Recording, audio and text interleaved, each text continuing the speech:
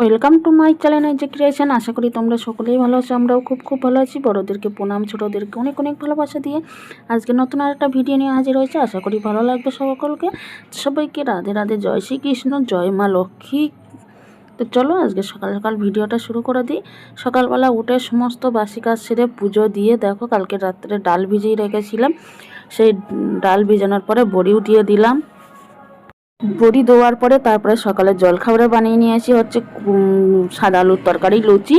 আর এখানে কুমড়ো দিয়ে ছোলা দিয়ে রান্না করেছিলাম কাল রাতে, সেটাই রাখা আছে। আর এইদিকে দেখো এখন শাপলা রান্না করব, তার জন্য কেটে নুন মাখিয়ে দিয়ে রাখছি। আর এইদিকে হচ্ছে একটা ডাব নারকেল, এটা ফাটিয়ে মানে পোস্ত আর এই ডাব নারকেল একটু নিয়ে এটা বেটে তারপরে এই শাপলার মধ্যে দেব। তো সেটাই তোমাদের দেখাচ্ছিলাম। দেখো ডাব নারকেল আমার একটু ইচ্ছা হলো অন্যরকমভাবে রান্না করব, কিন্তু দুঃখের বিষয় রেসিপিটা তোমাদের সাথে শেয়ার করতে পারছি না। খুব তাড়াহুড়োর মধ্যে রান্নাটা করেছিলাম, যেহেতু বাবা আসে, সকাল সকাল খেতেও দিতে হবে। আর আমার বাবার পুরো টাইম টেবিল খাওয়া, বুঝতে পারছো, সকালের জল খাবার পরে তারপরে ঠিক 1টা থেকে 2টোর মধ্যে বাবাকে খেতে দিতে হবে। তো এই কারণে কিন্তু আমি খুব তাড়াহুড়ো করে রান্না করেছি। আর কী রান্না করছি সবটাই দেখাবো তোমাদের। সকাল থেকে কিন্তু পুরো ব্যস্ততার মধ্যে কিন্তু আজকের ভিডিওটা শেয়ার করছি তোমাদের সাথে। একদম সকাল থেকে ভোর থেকে শুরু করে রাত পর্যন্ত তোমাদের সাথে কী করলাম সেটাই তোমাদের সাথে শেয়ার করব।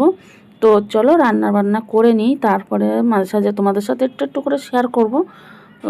যখন নুনটা একটু মাখিয়ে রেখেছিলাম, আর তারপরে আবার একটু নুন হলুদ দিয়ে দিচ্ছি, মানে বলে দিচ্ছি কালো জিরে আর শুকনো লঙ্কা ফোড়ন দিয়েছিলাম। দেওয়ার পরে পোস্ত, নারকেল, ডাব নারকেল যেটা, আর কাঁচা লঙ্কা একটু বেটেছিলাম মিক্সারে দিয়ে বেটে, সেইটাই এখন দিয়ে দেবো। মানে একটু অন্যরকমভাবে করার চেষ্টা করেছিলাম, কিন্তু বন্ধুরা দারুণ হয়েছিল খেতে। কিন্তু মানে শাপলাটা পুরো কচু শাকের মতন হয়ে গেছিলো, মানে পুরো ঘাঁটা মতন হয়ে গেছিলো, ভাজা টাইপের হয়নি, যেহেতু ওই নারকেল বাটা পোস্ত এইসব পুরোছে তো ওই কারণে। তারপরে দেখো এখানে রান্নার জন্য মানে ওইটা তো করে নিয়ে আসি আগে, তারপরে এইদিকে ভাত বসিয়ে দিয়েছি। এদিকে আবার শিম, ফুলকপি, আলু সব কেটে নিয়েছি, মাংসও রান্না করব। আর এদিকে শিম, ফুলকপি, আলু ভাজা করব, মানে সেই দিয়ে বড়ি দিয়ে বড়িটা একটু শুকনো হয়ে গেছিলো, সে তারপরে বড়ি দিয়েই ভাজা মতন করেছিলাম। আর এদিকে সব মশলা কেটে নিয়েছি, আদা রসুন পেঁয়াজ সব রকম কেটে কুটে ধুয়ে রেডি করে নিয়ে রান্না বসিয়ে দিয়েছে। এদিকে রান্না চোপেও গেছে, মানে ভাতটা বসিয়ে দিয়েছে। আর এদিকে কড়া বসিয়ে দিয়েছি শিম ভাজার পরে, তারপরে মাংসটা করব। তো দেখো এখানে মাংসটা হচ্ছে, আর আমার বাবা না মাংসটা খেতে চায় না, তা জোর জবরদস্তি, মানে ছেলে যায়নি তো, ও কী খেয়েছে না খেয়েছে, ওর জন্য কী খেয়েছে না খেয়েছে না, ও মাংস খেয়েছে, কিন্তু তাও ওখানে বাড়িতে গিয়ে আমরা না প্রচুর মাংস খাওয়া পুরো, তা খেতে খেতে খুব ছেলের কথা মনে পড়ছিল, তার জন্য আবার বাড়িতে এসে কিন্তু তার পরের দিনে কিন্তু মাংসটা নিয়ে এসেছিলাম। তো যাই হোক এই রান্না করছি, আর চলো রান্না করে পুরো কমপ্লিট করে তোমাদেরকে দেখাবো, আর খেতেও দিয়ে দেবো বাবাকেও। টাইম মতন বললাম না, বাবাকে খেতে দিতে হয়। এদিকে হচ্ছে গরম জলও বসিয়ে দিয়েছি মাংসতে দেবো বলে। আর ছেলে তো স্কুলে গেছে, ও স্কুল ছিল বলে ও যায়নি, পাশের ঘরের দিদি ও খেতে দিয়েছিল বলে বলেনি, মানে ছেলেকে টাকা দেওয়া ছিল ওর মাসির বাড়ি, মানে আমার দিদির বড়দির বাড়িও পাশে, তো দিদির মেয়েও রান্না করেছিল, কিন্তু ও যায়নি, এরা যেতে দেয়নি, ওরাই ভাত তরকারি দিয়েছিল। ভাত তরকারি বলতে একটু ভুলভাল হয়ে যাচ্ছে, যাই হোক মানিয়ে নিও। তো এদিকে দেখো রান্নাটা পুরো আমার কমপ্লিট হয়ে গেছে। এদিকে যে শিম ভাজা, বড়ি দিয়ে, ফুলকপি আলু দিয়ে শিম ভাজা, আর এদিকে গরম ভাত আছে।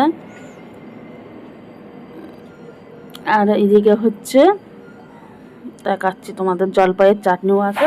আমার বাবা না খাবার শেষে না একটু চাটনি ফাটনি এইসব টক চাটনি এইসব খেতে না খুব ভালোবাসে, জানো তো। তো দিদি বানিয়েছিল তাই দিয়েছে। আর এখানে আসে হচ্ছে দানা কলার তরকারি, মানে সর্ষে বাটা দিয়ে মাখা একটা তরকারি করেছিল ওই দিদি, তাই দিয়েছিল। অনেক পদেরই হয়ে গেছে খাওয়া দাওয়া। আর তোমাদেরকে না আমি সেই তরকারিটা, মানে শাপলার রেসিপিটা নিচেই ছিল, তো ওটা আমি দেখাতেই ভুলে গেছি, যাও মাথায় ছিল না, ওটা দেখাবো, মানে তাড়াহুড়ো বুঝতেই পারছো তো। আর আমার বাবার বললাম না টাইম একটু টাইম খেতে দিতে হয়, মানে কি বলবো, একটু বয়স হয়ে গেছে বুঝতেই পারছো। যাই হোক, আগাগোড়াই আমার বাবার বয়স হয়ে গেছে তা না, আমার বাবা না আগাগোড়াই টাইমে টাইমে খাবার। তো দেখো এখানে বাবা আমি ভাত বেড়ে নিয়ে আসি, বাবা নিচে বসে খেতে পারে না, বাবাকে টুলের উপর আর চেয়ারের উপরে দেবো, বাবা চেয়ারের উপরে বসে বসে খাবে, আর আমি নিচে বসে মানে একবার সব নিয়ে আসি কাছে, আর এখন বাবাকে তুলে দেব আর আমি খাবো। তো চলো খেয়ে দিয়ে নিয়ে তারপরে আবার সন্ধ্যার সময় ফিরে আসছি।